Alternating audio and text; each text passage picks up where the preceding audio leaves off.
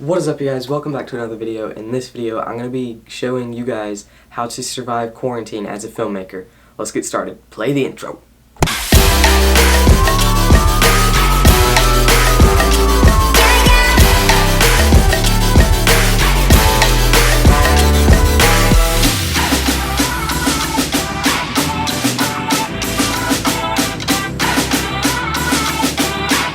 Okay, so number one is learn a new editing skill. If you use Premiere Pro, Final Cut Pro, DaVinci Resolve, which is what I use, go on YouTube or whatever, or go on Google, whatever it is you want to do if you want to watch a video or just see steps. Learn a new skill. For me, it was the glow lines or whatever you want to call them. I'll put some up on screen right now on my hands or arms or whatever it is, or whatever. If you want to learn that, or if you want to learn something else, just go on YouTube and search like DaVinci Resolve fusion techniques or something, because in Resolve it's called fusion, where you do all your like effects and stuff. You see all like the nodes and stuff. If that stuff doesn't make sense to you, it's because you don't edit video. But that is one. And if you're watching my videos and you've been wanting to start a YouTube channel, this one kind of goes along with that. So I say download DaVinci Resolve because it's free. They have a free version of it. Or if you don't want to have something that's that advanced, you can, if you have a Mac, you can just use iMovie, which is actually how I started YouTube, was with iMovie. Then I moved to Resolve. So that was number one. Learn a new editing skill. Okay, number two. This one kind of goes along with number one because it's learning a new skill, and that is Photoshop. A lot of filmmakers like me use Photoshop to make their thumbnails on YouTube or or other stuff, whatever it is you do. I use it to make thumbnails, and I also like to mess around with it a little bit and have some fun with it. A few weeks ago I was kind of bored, so I took this picture, literally standing in this exact same spot, standing like this in front of my tripod, and then I turned it into this picture, which is now the channel banner on the YouTube channel. So if you haven't seen that, go check it out on the channel, and while you're there, hit the subscribe button. I'm really happy with how it turned out. I really like it. And then I also made this one, which it didn't exactly turn out how I wanted it to, but for doing it for like my first time and not having the materials that I needed in Photoshop, I think it turned out decently okay, I guess. You guys can tell me down in the comments if you guys liked those or didn't, but I'm really glad that I did that, and it's really fun, and I want to do more of those. But yeah, that's number two. Learn a skill in Photoshop, and if you don't already have Photoshop, you can actually get it for fairly cheap if you pick the right package, because you don't buy it in one whole thing. You have to pay a monthly or yearly thing on it, like fee, or it's like a subscription, I guess.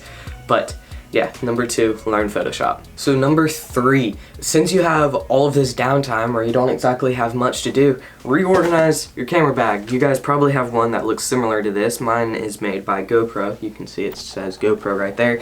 Then I have my Steadicam attached to the outside of it right there. And then on the other side I usually have my tripod, which is actually on the camera right now. That's how I'm filming this. It's set up on my bike stand thing here. But oh, there we go. Reorganize your camera bag. I personally did this a few weeks ago, or a few months ago now, I guess, and I'm really glad I did it, because in the video that I made a while back now, I was talking about all of my stuff in my camera bag, and in that video I said my camera body is up in this pocket, my mic is in this one, my tripod is in this one, and then my lenses are in this one. So my camera is completely taken apart and put in the bag. But if I want to take my camera out and film something real quick, I have to sit there and put my camera all together. But now I have it set up so my camera, the camera body already has the lens attached to it inside here, and then the mic is plugged in and sitting there. All I have to do is screw it onto the top of the camera, and then outside I have the tripod, and now I have quick release plates on my tripod and my Steadicam. You guys can see that black plate right there with the knob. You just turn this and it shrinks that and grabs the plate, which is actually on my camera. So I'm able to put it on the tripod way quicker than spinning it around in circles. So yeah, that's number three, reorganize your camera bag. If you just started, you're still trying to figure out the things that you need to carry when you go out and film, the things you need to bring, the things you don't need to bring. Sit down, reorganize your camera bag, and make it how you need it, and only have what you need. Don't put so much stuff in here that it gets crazy heavy and you may not even ever use those things. I have my Steadicam strapped to the outside and I probably don't need that there. I still have it on there from a shoot that I did a few months ago, and I needed my Steadicam, so I put it on there. I just haven't taken it off yet because I don't exactly know how I put it on there and I don't want to have to try to figure it out. So I'm just going to leave it on there until I need it. It's not too heavy.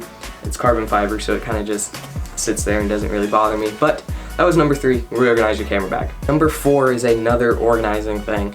I bet some of you guys, if you do YouTube and have been doing it for a while and have all kinds of batteries, your charging station probably looks something like this. You can see here, this is for GoPro batteries. I charge 2 batteries, that's not even plugged in. This is for my camera battery, that's not even plugged in. This is a old style USB cord, you can see that there. Focus. It's one of the old ones that's like really weird shape that nobody uses anymore. This is for my my studio light and my screen, which is sitting right there in my gear closet. And oh yeah, this one I forgot to say this for number 3. If you have a gear closet like that, go ahead and reorganize that too, because that kind of goes hand in hand with your camera bag. All of my spare gear that I don't carry with me goes in here. This is all random GoPro accessories and stuff. Old tripod that I used to use, a reflector, a light. This is full of microfiber cloths, smoke bombs, just in case I want to do any smoke bomb photography, batteries, just all kinds of things that you might need as a filmmaker. So yeah, that's number 3, reorganize your camera station or your battery charging station, because this is probably what I need to do, because mine looks like a complete mess with cords thrown up all over the place. And I also got this battery pack here in case I need to charge anything with that. Because everything has batteries and they, for some reason, all have a different type of charging. So yeah, number 4, reorganize your camera charging. Okay, number 5, and this is probably one that I need to do as well, just like reorganizing my my battery charging, and that is learning in-camera settings. And if you're like me and keep your camera in auto all the time, where if you don't know what that means, it automatically does your exposure, so you're always so you're never like blown out where the image is like really white and you can't see anything, like there's a lot of light, or like if it's underexposed where you can't see anything, everything's dark. It automatically does that for you, and I never take my camera out of auto settings because I really don't want to have to worry about those things. I just want to take my camera out of my bag and know that my picture is going to look right. So I probably need to learn this just so I can have another skill, if that is taking pictures. I'm not exactly that great at taking pictures because I take them in auto, but when you're doing pictures you want to take them in manual, so then you have more freedom with how your pictures look. So that was number 5, learn in-camera settings. And if you already know how to do all your manual settings and stuff like that, go into the menus of your camera, like go to push the menu button and stuff. I don't know how it is on other cameras, but on Canon cameras there's a button that says menu, and you can change all like your weird settings like your frame rate and all that kind of thing. So if you haven't done that yet, you guys can go in there too and mess around with all that and see what you can make your camera do and different stuff like that. So yeah, number 5, learn camera settings. Okay, number 6, this one is actually a video idea. This is one that I'm gonna be doing soon. It is on my list, and that is reacting to old videos. And even if you're not going to make it into a video, you can go ahead and go back and watch some of your old videos just to see how you've grown as a filmmaker, where you started and where you are now, just to see how far you've come and how much better you have become. So this is one for those of you that are sitting at home and not exactly knowing what to film, even, and you need to put a video out and you don't know what to film, you can't go outside, react to old videos. It's pretty fun to do, and I'm going to be doing it here soon. So that's number 6, react to old videos. So that is my 6 tips for you guys that are filmmakers to survive quarantine.